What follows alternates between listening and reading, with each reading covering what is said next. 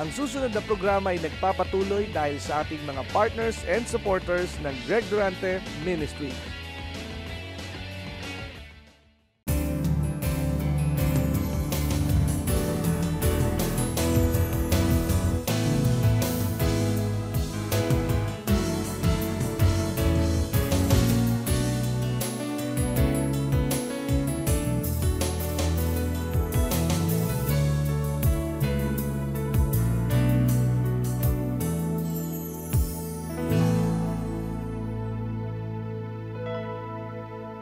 O Diyos aming Ama, salamat. At hayaan mo na maganap ang pagsisiwalat ng katotohanan tungkol sa Rapture Day.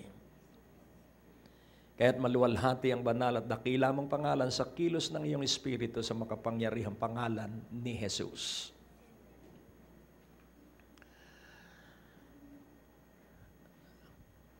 Tsak ang pagdagit.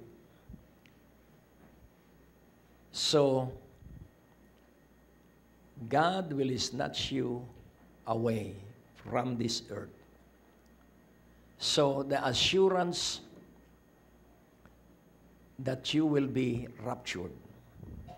Assurance of your being snatched away. So, assurance of being snatched from the earth. So yun po yung katiyakan. So ang gawin nating titulo, assurance. Yun lang, assurance. So assurance, ang ibig sabihin ay sigurado. Binigyan ng pagtiyak ng Diyos. Assurance.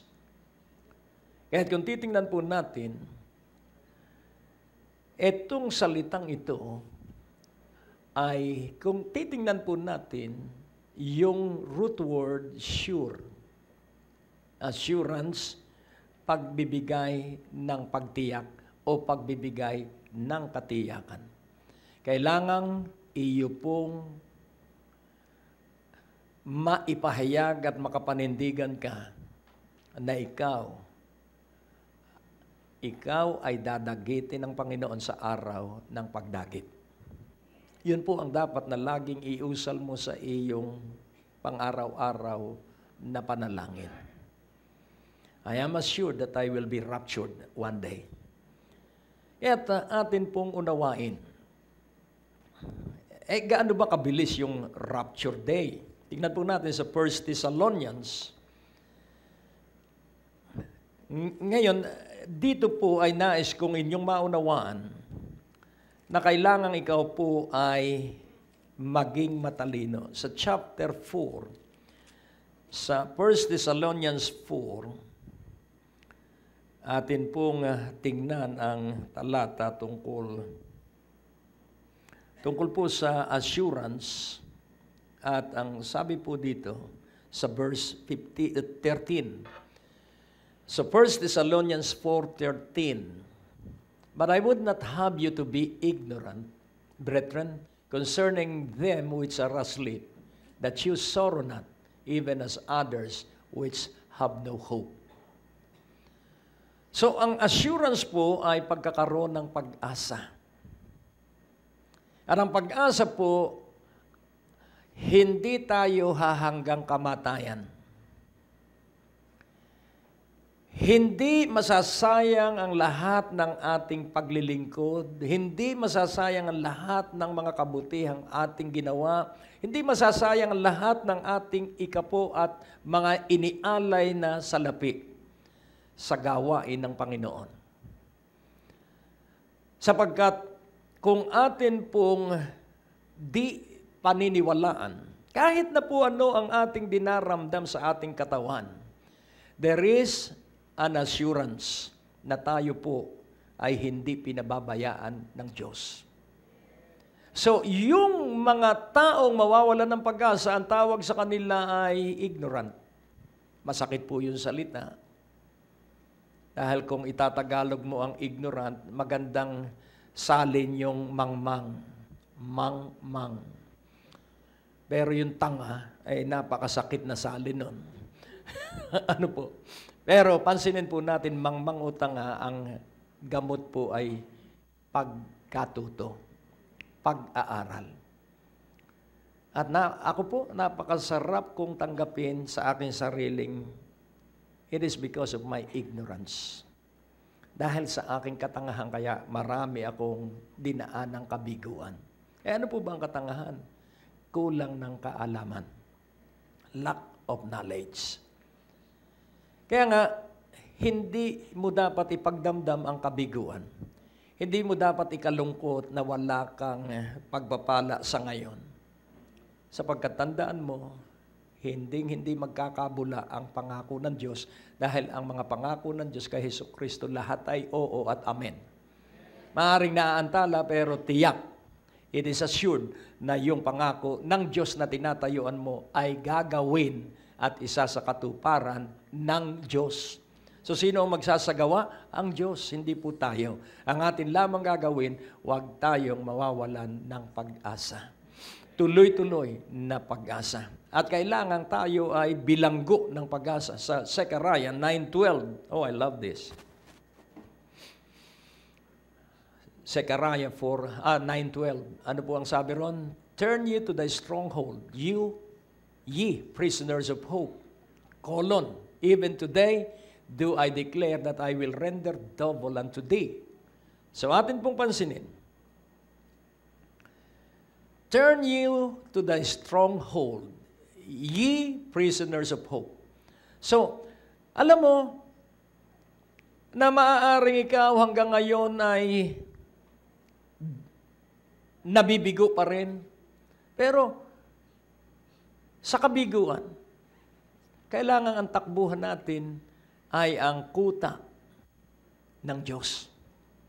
Turn you to thy stronghold. Ikaw ay pumaroon sa kuta ng Panginoon. Kayong mga bilanggo ng pag-asa. Wow! Prisoners of hope.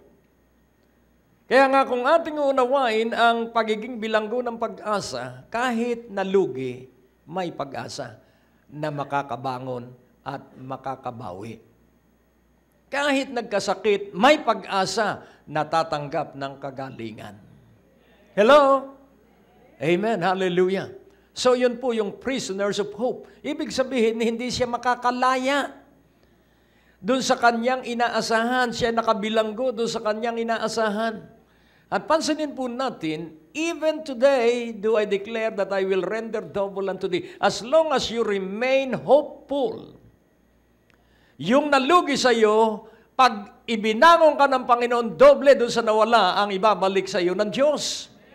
Amen po ba? Kaya nga ating unawain, I will render double unto thee. Yun pong render mismo kanyang ibibigay. Yung another meaning ng root word na rend, ang ibig sabihin, sisirain niya ang mga kuta ng kalaban at kung saan nandun, yung mga ninakaw sa iyo, kukunin ng Panginoon mismo at ibabalik sa iyo kasama ang tubo. In Jesus' name. Amen. Hallelujah. Kaya nga ating unawain mabuti. Ang 2013 po is the year of God's comfort. Ito po ang ating tatayuan sa 2013. Kayo ang kauna-unahan na makakarinig dito. Sa Isaiah 40 verse 1. Dahil ito ang utos ng Panginoon, aliwin kayo. Kaya pawang kaaliwan ng aking ipinapahayag sa himpapawid. Comfort ye, my people, saith your God. Aliwin mo ang aking bayan. Sabi ng iyong Diyos. Wow!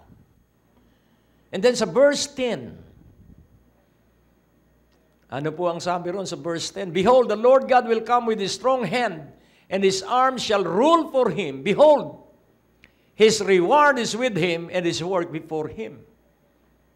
So yan po ang mangyayari sa atin sa 2013. Sa nagpatuloy na may pag-asa, sa nagpatuloy na nagtitiwala, sa nagpatuloy na buhay ang kanilang pagkikipag-ibigan sa Diyos. Ano ang sabi ng Panginoon? I will come with a strong hand. Ako ay darating na gamit ko ang malakas kong kamay.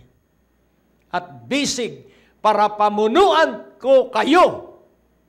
So, sino mamumuno sa atin sa 2013? Mismong ang Diyos. Personally, siya ang mamumuno sa iyo at sa akin.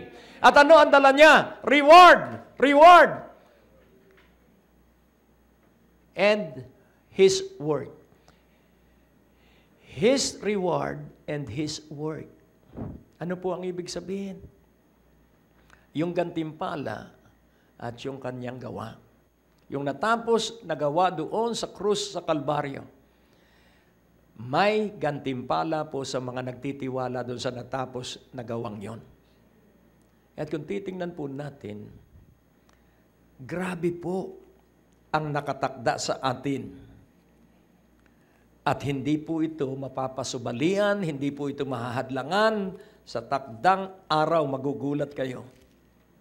Any day from now, hear this. Magugulat kayo dahil doble-doble ang gagawing pagpapala ng Diyos. Hallelujah! Amen? Ang Diyos po ay napakabuti. At ang sabi po dito, sa verse, bakit po gagawin niya na doble ang ating gantimpala at bakit po siya ay gagawa? Sa verse 2, Isaiah 40 verse 2, Speak ye comfortably to Jerusalem and cry unto her that her warfare is accomplished, that her iniquity is pardoned, for she hath received of the Lord's hand double for all her sins. So ano po yun? So, kung atin pong ilalagay sa ating sarili, tayo po sa ating mga kasalanan ay naparusahan na. Hello? There is always punishment in every sin that we have committed. And there is always a consequence for all sins that we have committed. At ang sabi dito, sa inyong mga kakasamaan, ano po ang sabi? So, speak ye comfortably to Jerusalem and cry unto her. So sa malakas na tinig po yung cry. Magsalita ka ng may kaaliwan sa Jerusalem at malakas na tinig na sabihin mo sa kanya, your warfare is accomplished. So ano po ang ibig sabihin sa ating panahon? Na yung mga pagluhan natin, na yung mga paglapit natin sa Panginoon, na nagtagal yung ating hinihingi, ngayong 2013, ito'y ibibigay sa lahat ng umiiyak sa Panginoon. Your warfare is accomplished. Yung iyong ipinaglaban ay natupad na. Hallelujah! Sapagkat pinatawad na. So your iniquity is pardoned. Alam niyo ang pardon? Iba po ito sa forgiveness. Ang pardon po, bagamat tayo ay nagkasala, tayo po ay binigyan ng pagpapawalang sala. Yun po yung pardon. For she hath received of the Lord's hand double for all her sins. So doon sa atin pong kasalanan, ang pagtutuwid po ay mula sa kamay ng Diyos. Kaya hindi po tayo napinsala. Dahil ang Diyos pag magtuwid, sakdal po ang kanyang pagtutuwid. Kaya nga kung papansinin po natin, ganito magtuwid ang Panginoon. Sa Job chapter 1. Pakikita ko po sa inyo kung paano magparusa ang Diyos. Para sa gayon, hindi ka matakot. Amen? Kaya kailangan pag nagkasala tayo, Panginoon, patawad po sa iyo po. Ayoko pong bigyan ka ng kalungkutan. Yun po, pag nakikipag-usap ako sa Diyos. Alam mo po ang puso ko, hindi ko po ibig na ikaw ay malungkot. Sa Job 1, pansinin po natin sa verse 10. Job chapter 1, verse 10. Has not thou made an hedge about him, and about his house, and about all that he had on every side? Thou hast blessed the work of his hands, and his substance is increased in the land. So ano ang sabi ni Satanas, ang diablo? Kaya naman maunlad, kaya naman nagtitiwala sa iyo si Job dahil pinagpapala mo siya, pinoprotektahan mo siya, pinagpapala mo ang lahat ng kanyang gawa, laging nagtatagumpay siya. at ang kanyang kayamanan ay umunlad sa lupain. Nang ibig sabihin, huwag mo siyang pagpalain at siya ay susumpain ka. Ito po ang labanan. Sa verse 11, tinanggap ng Diyos ang hamon ng dyablo. But put forth thine hand now, and touch all that he had, and he will curse thee to thy face, sabi ng dyablo sa Panginoon. Ilagay mo ang iyong kamay kay Job ngayon. At wasakin mo ang lahat ng kanyang pagpapala at susumpain kanya ng mukhaan. Ito po ang challenge ng dyablo. So Job,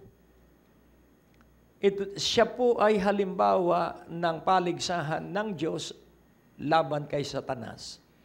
Ang Diyos, ipinagmamalaki niya si Job. Si Job, dapat kong alipin yan. Sa verse 1, tingnan natin yung pagkatangian ni Job. There was a man in the land of Uz whose name was Job, and that man was perfect and upright, and one that feared God and eschewed evil. So, merong lalaki sa lupain ng Uz na ang pangalan ay Job, at yung lalaking yon ay ganap, sakdal, at matuwid ang puso, at may takot sa Diyos, at kinamumuhian ang masama. So, pansinin po natin, he was a perfect man. So, hindi siya pwedeng masalanta ng dyablo. Pero yun pong tinatawag na test of faith sa 1 Peter 1:7.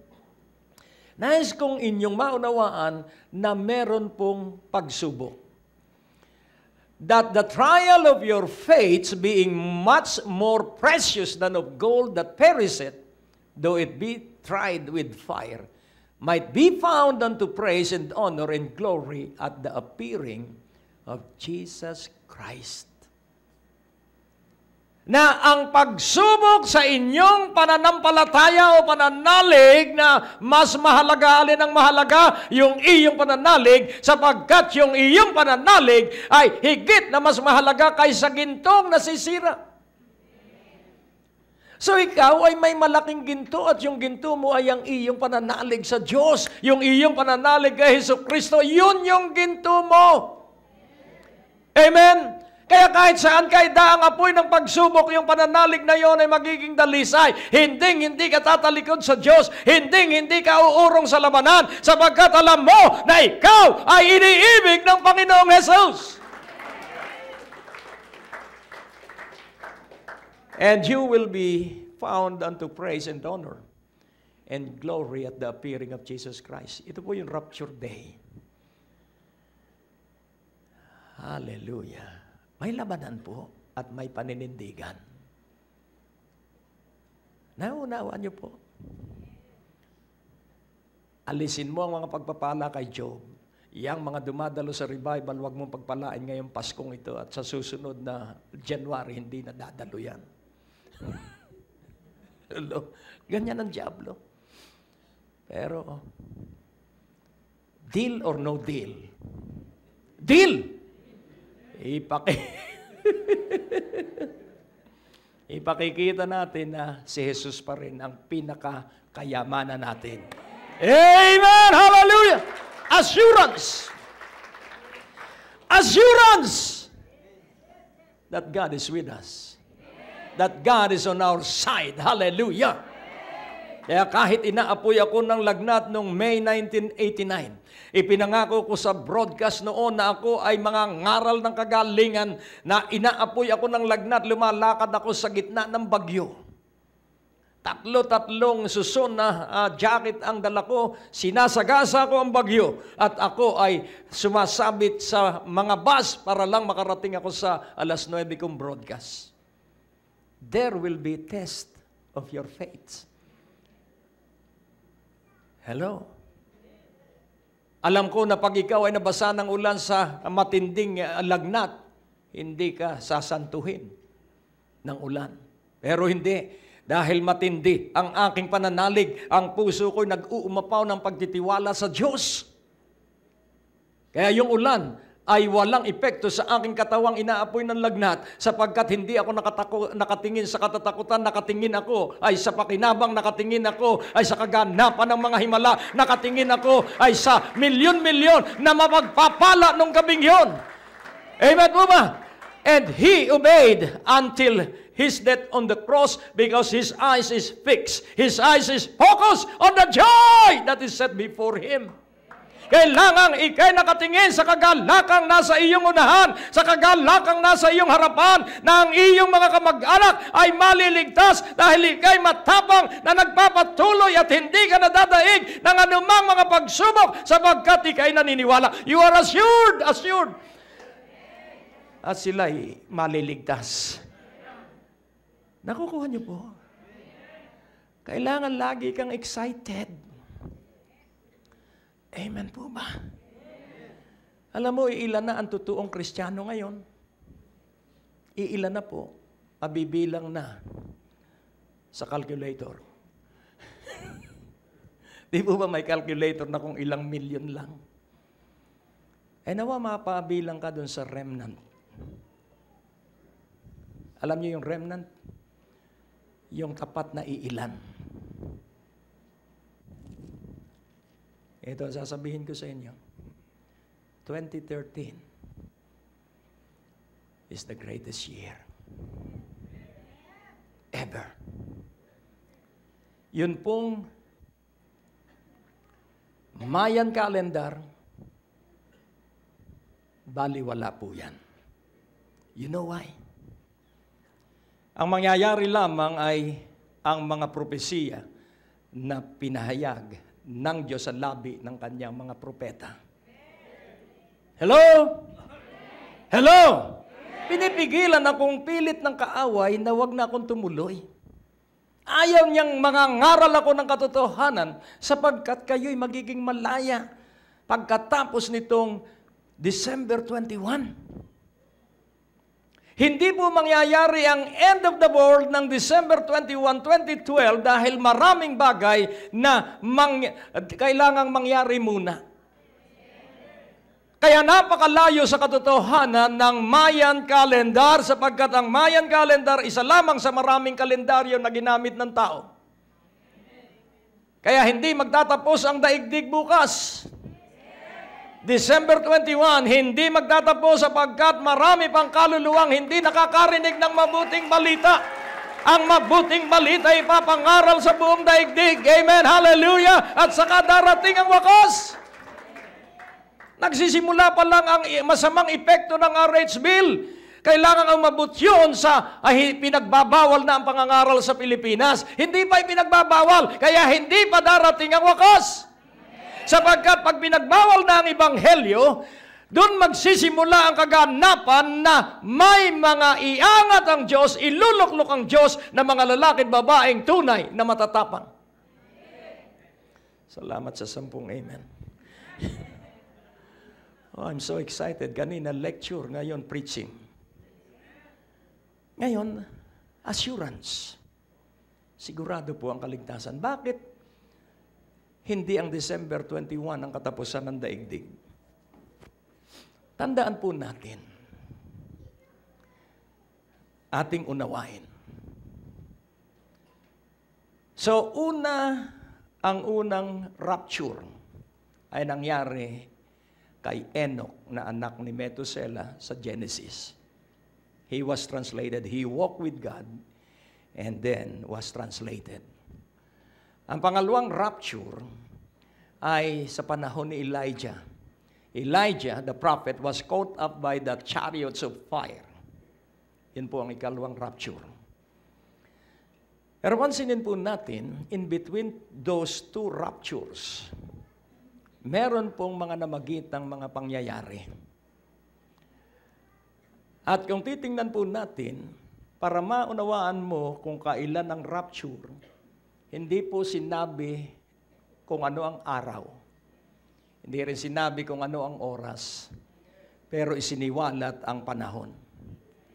Ang pagbabalik ng anak ng tao ay katulad ng panahon ni Noe. Lahat ay masama at makasalanan. katulad ng Sodom at Gomorrah. Kaya nga, hindi pa darating ang rapture. Wala pa sa panahon natin. Nakukuha niyo po? Bakit? Nung marinig ko kanina sa YouTube si Benny Hinn,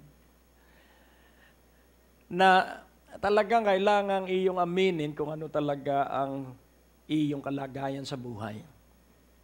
At inamin niya na ang kanyang utang ay 2.5 million US dollars. Yun po ay sa praise-a-thon ng TBN.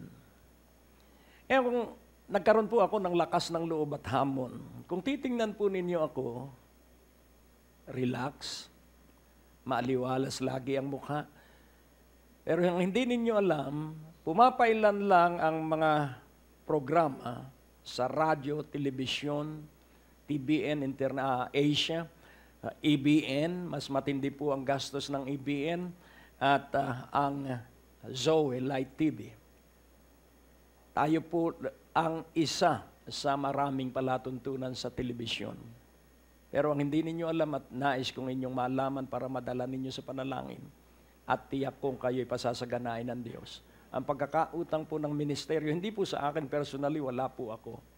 5,159,000. Yun po yung current na total na aking mga bayaran. Hello? Kaya niyong mabuhay na walang stress?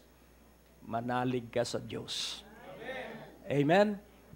Cross over and possess the land. Doon po sa amount na yon, sa 5,159,000, yung lahat po ng verses na iniutos sa akin ng banal na Espiritu, bumagsak po yon sa Deuteronomy 9:1. At ang sabi niya, ito ang iyong gagawin, at nagsunod-sunod na po ang kapahayagan, prophecy. Prepare the road and clear the way. Tingnan natin sandali ang Deuteronomy 9:1. Nais kong inyo pong maunawaan yan. Kapag ang ministeryo naging debt-free, pansinin po natin, sabay-sabay po yan, bukod po dun sa prayer mountain, yung rehabilitation ito.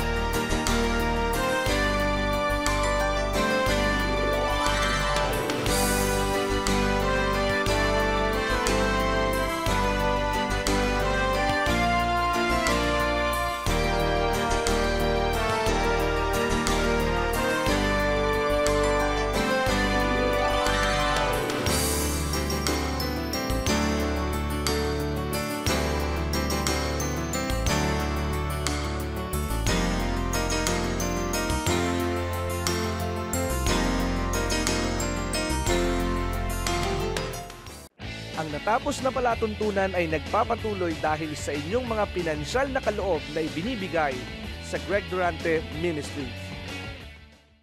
Ang susunod na programa ay nagpapatuloy dahil sa ating mga partners and supporters ng Greg Durante Ministries.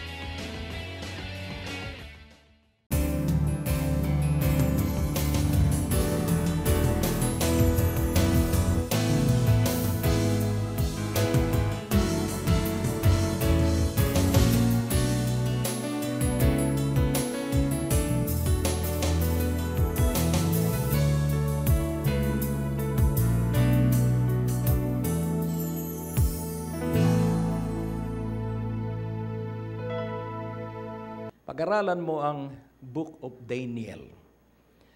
Yun pong golden statue na napanaginip ni King Nebuchadnezzar. Yun po ay world empire. At tayo nasa 8th world empire pa lang. Kailangan pong magsampo bago ipakilala ang Antikristo. Medyo matagal-tagal po ito. Ngayon natin pong unawain. Pero ang panahon sasama sapagkat magkakaroon ng global warming. Totoo po yun. Magkakaroon ng global warming. Pero atin pong unawain. Kailangang sirain muna ang moralidad ng mga kabataan. Kaya kung hindi ka po mapag-alaga sa iyong mga anak, at pinabayaan mo siya at binibigyan mo pa siya ng kung ano-anong gadget para magsarili. Mapanganib po yun. Dahil mapanganib po ang website. Napakarami pong kasinungalingang inilagay dyan ng dyablo. So if your children will be unguarded, dahil sila po'y may access sa lahat ng website. So marami pong mga aral na mali ang kanilang matutuklasan. At laging tandaan po natin sa tender age of a minor, doon po nadidevelop ang deception. At napakahirap pong baguhin ng na-mold na pag-iisip mula pa sa kabataan. Kaya nga po, ating unawain, hindi mangyayari sa December 21, 2012 ang pagkagunaw o katapusan ng mundo. Sabi ko, Panginoon, bakit mo po ipinahintulot na kumalat ang prediction na ito? At ang sabi sa akin ng Panginoon, and this is an assurance, but December 21 will be a supernatural shifting. Ano po ang shifting? May magkakaroon ng supernatural na pagbabago. Malaki. Kaya kung makikita po natin ang mga facts about sa nangyayari sa ngayon, since 1930, after the Depression sa Amerika, kailangan ikaw po ay historically inclined. Kailangan nag-aaral po tayo ng kasaysayan. From 1930 hanggang ngayon, grabe po ang invention. Grabe po ang discoveries. Pero atin pong pansinin dahil ito ay panghuling panahon. Ito pong mga computer age. Meron pang mas mataas ang antas na karunungan na ibibigay ng tao, ng Diyos sa tao. Hihigtan pa itong ating technology sa ngayon. Nung later generation. Pero atin pong unawain na ang ating panahon kailangan tayo maging maalam sa Diyos. Bakit hindi mangyayari ang December 21? Ang December 21 ay hindi mangyayari sapagkat sa Book of Daniel meron pang darating na 2 pang imperyo. Ang ikawalo ay United Nation. Sa Third World War, mawawala ang United Nation, papalitan ng panibago. Ngayon, it will take another several years. At pansinin po natin, kailangan po na ang buong daigdig ay mapuno ng nuclear bomb. Hindi pa puno eh. Sa Pilipinas, meron man ay kakaunti. Kailangan puno ang buong daigdig. Ngayon, sa Book of Daniel, sinabi rin ang prophecy about the coming Messiah. So, ang ginamit nilang calendar ay luni-solar calendar. Yun po ay lunar at solar. Kaya pinag-combine luni-solar, yun po ang computation doon para makuha yung eksaktong pagdating ng Mesiya sa ibabaw ng lupa. Ito po ay 360 days in a year. Eh ang atin pong Gregorian calendar, 365 at pag leap year, 367. So, pansinin po natin, yung Mayan calendar isa lamang sa kalendaryo. Kaya hindi ho pwedeng pagbatayan yun ng anumang prediction dahil yun ay sa Mayan tribe. So, another truth is this. Hindi pa nagkakaroon ng gera sa buong Israel. Hello? Wala pang gera. Ano po? Wala pang bakbakan. Paputok-putok lang ng mga rocket na maliliit. Bagamat naroon na ang mga sundalo ng United Nations nakapaligid na sa paligid ng Israel. At kung sakali man na sumiklab ang digmaan sa Middle East, lalo na sa Israel, ito ang ating aabangan. Ang aabangan natin ay yung sinabi ng mga propeta na ang Russia ay malalansag bilang bayan. Kung titingnan po natin nung late 1980s, ang Berlin Wall ay nasira. At nag-unite ang East at West Germany. Nagkaroon kami ng kaibigan ng aking pamilya ng isang East German missionary, babae po siya. At ang sabi niya, napakahirap sa East Germany. Napakahirap, gutom daw sila roon, walang kaunlaran. At siya ay pursige na makalabas ng East Germany. Pero nung late 80s, winasak po yung dividing walls at na-unite ang West at East at nabasag ang USSR. Bakit po? Dahil yun pong propesya about Gog and Magog. Yun po'y tumutukoy sa Russia at Germany. Kaya kung atin pong meron pa ring tubal na tinutukoy, kaya kung titingnan po natin ito yung mga powerful nation na magra-rise up sa huling panahon. At hindi pa po nangyayari, pero naganap na, nalansag yung USSR, Union of Socialist Soviet Republic. Yun po yung tinatawag na Warsaw Pact countries. Yun po yung sama-samang Poland, yung pinaghatian ng Second World War. Dahil naghati ang Allied Force at ang Russia. At pumili siya ng mga bansa na sakop ng German noon at siya ay pumili ng mga bansa na tinawag Warsaw Pact. Nang ibig sabihin, yung pinagkasunduan after the Second World War. Kaya napasama sa kanya at tinagurian nila itong USSR. Kaya nga kung titingnan po natin, maging sa Europa ay merong Great Britain. Ang Great Britain po ay 3 bansa. England, Scotland at Ireland. Yun po yung Great Britain. Pero ngayon, nag-independence na po ang Ireland. Hindi na po sila sakop ng Commonwealth of England. Kaya ang England ay hiwalay na sa Ireland at sa Scotland. Ewan ko, kasama pa rin yata ang Scotland. Pero pansinin po natin, may pagbabago. Kaya itong December 31 is the beginning of a major supernatural shifting.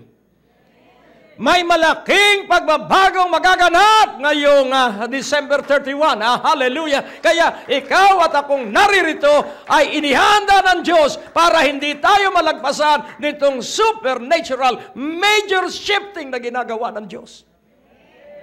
Matindi po ito. Sa lahat ng may pag-asa at nagtitiwala at naghihintay, kasali ka po dun sa malaking gagawin ng Panginoon. Hallelujah! Palakpakan natin ang Diyos, siya ay napakabuti. Glory! Glory!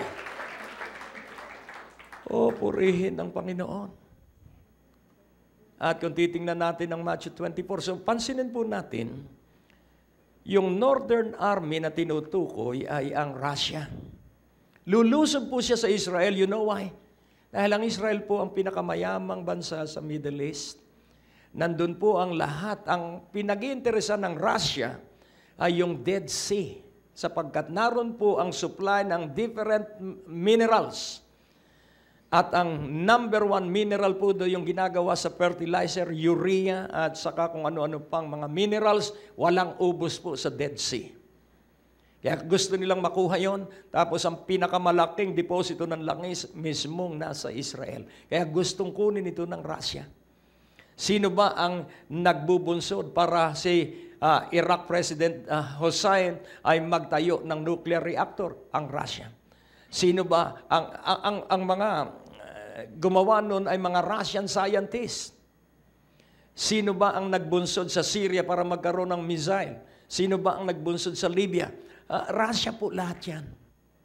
At sa Iran, sino ba ang nagbubunsod? Russia at France para magkaroon sila ng missile. Bakit? Sapagkat gagawa siya ng isang treaty.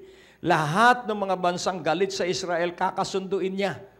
Pati China. Pero ang China ay hihiwalay sa Russia sapagkat sobrang yaman na ng China. At alam nyo ba na yung Pan-Asia Pacific Highway ay gawa na? Alam nyo ba na yung bahagi ng Euphrates River ay natuyo na? At pupunta ang 200 million army ng China. Daraan po doon sa mga tuyong Euphrates River. At sila po ay dala ang lahat ng kanilang mga armaments para harapin ang Panginoon sa Armageddon.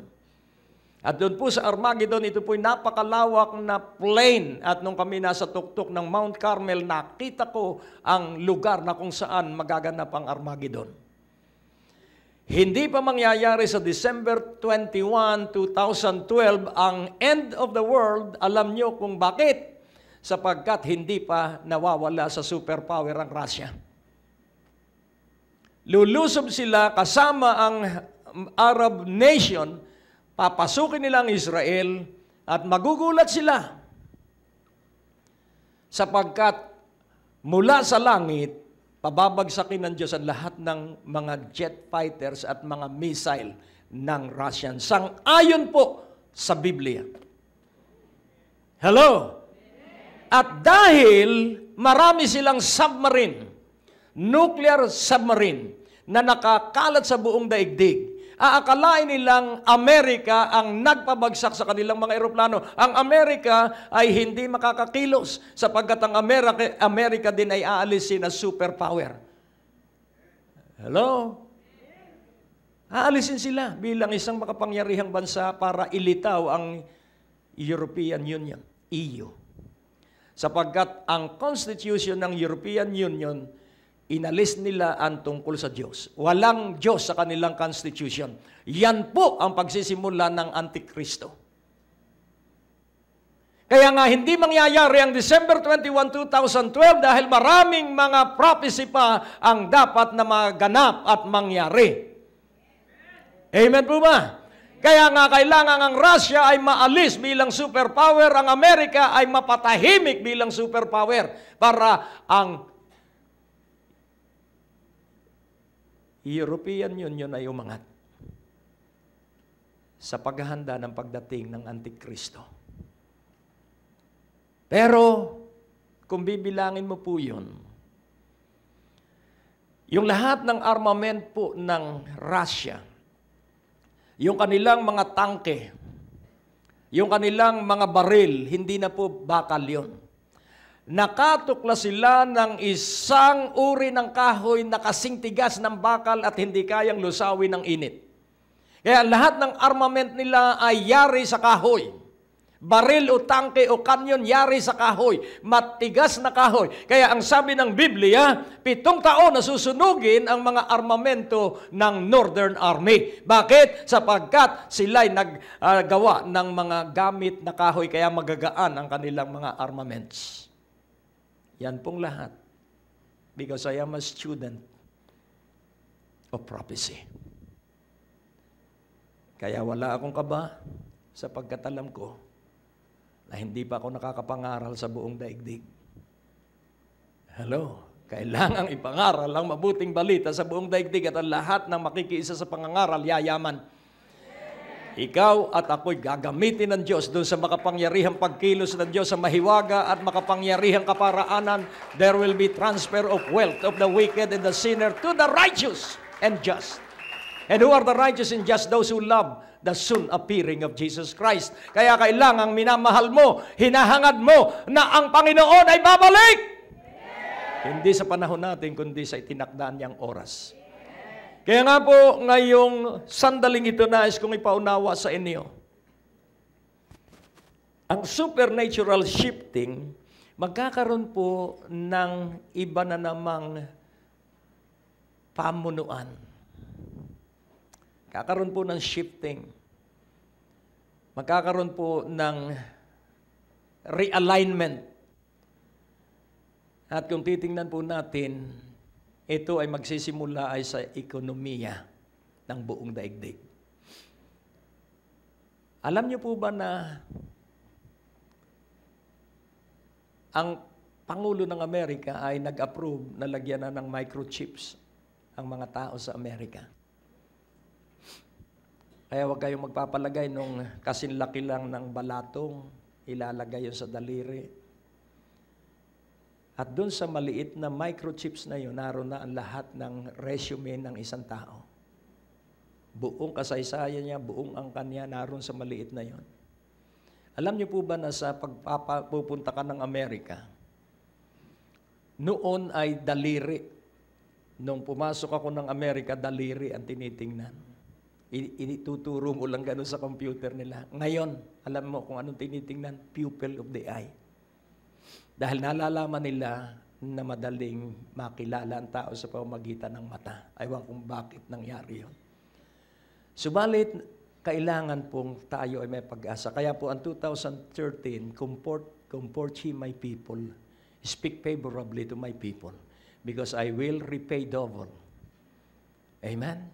So aliwin mo ang mga dumadalo ng revival sapagkat sila ay nagtamo na ng kasalatan, sila ay nagtamo na ng pagdurusa. At sa kanilang pagdurusa, ito'y papalitan ko ng kaginhawahan. Sa kanilang kakapusan, ito'y papalitan ko ng kasobrahan. Kaya kailangang ihanda mo ang iyong buhay, kailangan ihanda mo ang iyong sarili para dito sa supernatural major great shift.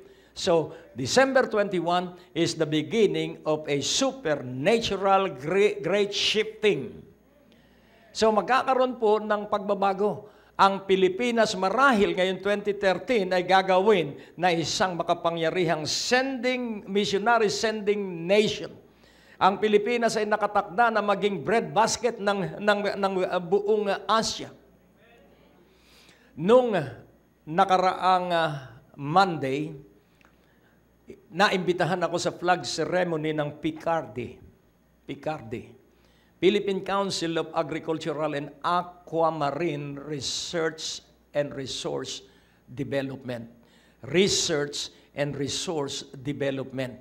Ito po'y pinagsama-sama under DOST, Department of Science and Technology. Pinagsama-sama po yan at wala pong ginagawa yan kundi mag-training for people for major invention. So sabi ko sa kanila, alam nyo, kaya tayo ay magkakasama ngayon para ipaalala sa inyo na ang Pilipinas will be the breadbasket of Asia in the near future. Kaya nga pag-ibayuhin ninyo dahil ang kayamanan ay nasa kabukiran, ang kayamanan ay nasa ating karagatan. Kaya nga kung unawain po natin, ang hydrogen fuel, the fuel of the future is in the Philippines.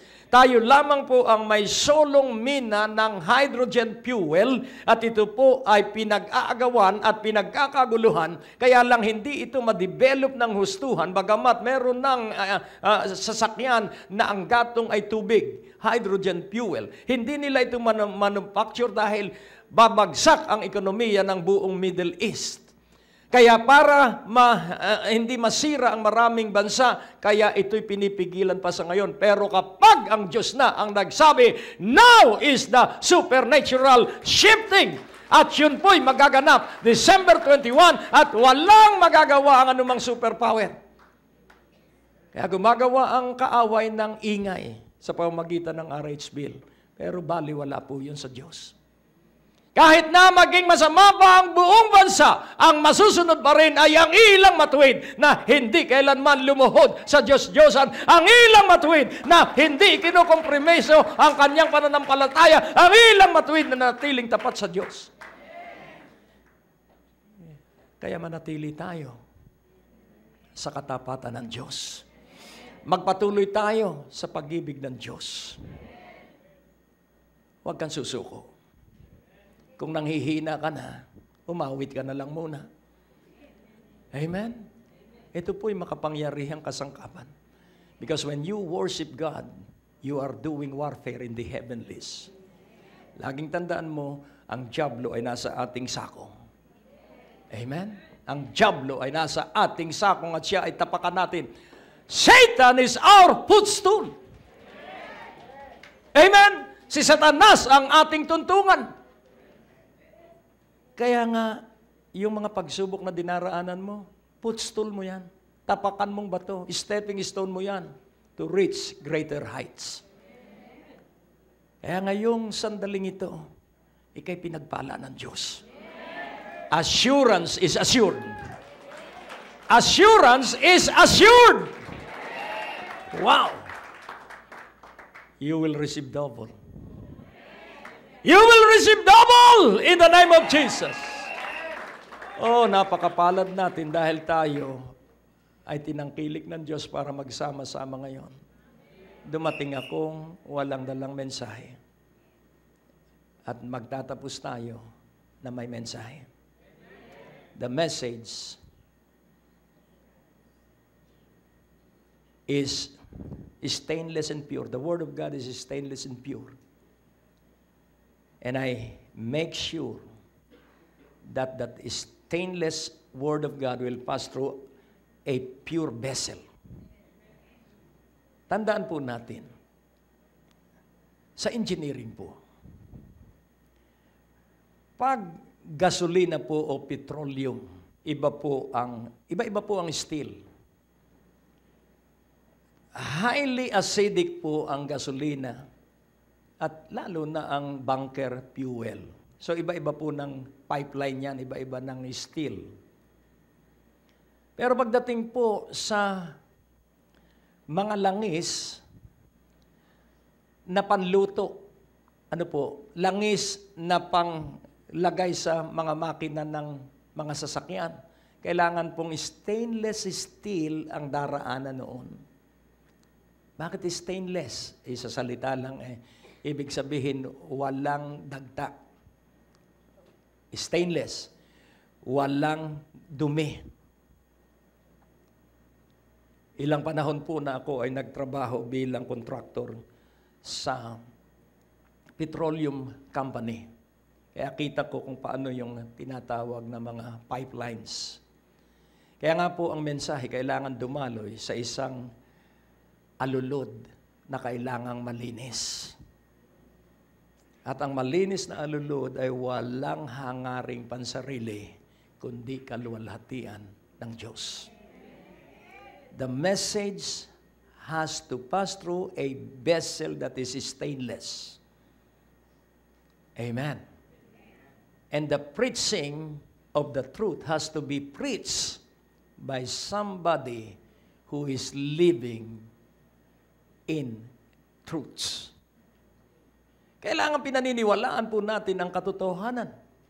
At ang sermon ay pagsasabuhay ng ipinangaral na katotohanan at dinalang mensahe. Kaya kung ikaw ay nagsasabuhay, natuto ka sa sermon. Amen? Kaya nga unawain mong mabuti, you are a special. You belong to a special people of God. And you are assured that one day, all of us will be raptured. But not December 21. Amen? Marami pa tayong gagawin. Amen?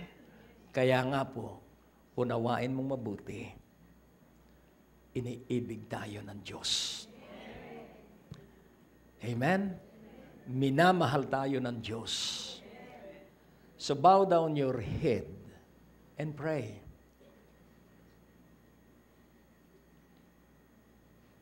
Father God, we thank you so much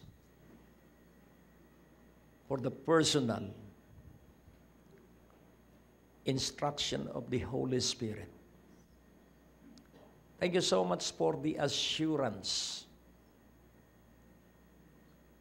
that there is no specific dates. No one knows. Even Jesus himself said that he doesn't know the exact date. It is only you, Father, who knows. Kaya pagpalain mo ang bawat isa at magkaroon sila ng kapayapaan sa puso at katahimikan sa isipan. Salamat, Ama. Pagpalain mo kaming lahat sa makapangyarihang pangalan ni Jesus. At hinihiling ko na ibuhos mo ang lahat ng karunungan at katalinuhan sa bawat isa at maranasan nila ang kainaman ng iyong gantimpala at pagpapala sa pangalan ni Jesus. At ang lahat ay nagsabing, natanggap ko. Amen. God bless you po. Nung marinig ko kanina sa YouTube si Benny Hinn, na talagang kailangang iyong aminin kung ano talaga ang iyong kalagayan sa buhay. At inamin niya na ang kanyang utang ay 2.5 million US dollars. Yun po ay sa praise-a-thon ng TBN. Kaya kung nagkaroon po ako ng lakas ng loob at hamon, kung titingnan po ninyo ako, relax, maaliwalas lagi ang mukha. Pero yung hindi ninyo alam, pumapailan lang ang mga programa sa radyo, telebisyon, TBN, Asia, EBN, mas matindi po ang gastos ng EBN, at ang Zoe Light TV. Tayo po ang isa sa maraming palatuntunan sa telebisyon. Pero ang hindi ninyo alam at nais kong inyong malaman para madala ninyo sa panalangin at tiyak kong kayo'y pasasaganain ng Diyos. Ang pagkakautang po ng ministeryo, hindi po sa akin personally, wala po ako. 5,159,000. Yun po yung current na total na aking mga bayaran. Hello? Kaya niyong mabuhay na walang stress? Manalig ka sa Diyos. Amen? Cross over and possess the land. Doon po sa amount na yon, sa 5,159,000, yung lahat po ng verses na iniutos sa akin ng banal na Espiritu, bumagsak po yon sa Deuteronomy 9:1. At ang sabi niya, ito ang iyong gagawin, at nagsunod-sunod na po ang kapahayagan, prophecy. Prepare the road and clear the way. Tingnan natin sandali ang Deuteronomy 9:1. Nais kong inyo pong maunawaan yan. Kapag ang ministeryo naging debt-free, pansinin po natin, sabay-sabay po yan, bukod po doon sa prayer mountain, yung rehabilitation ito.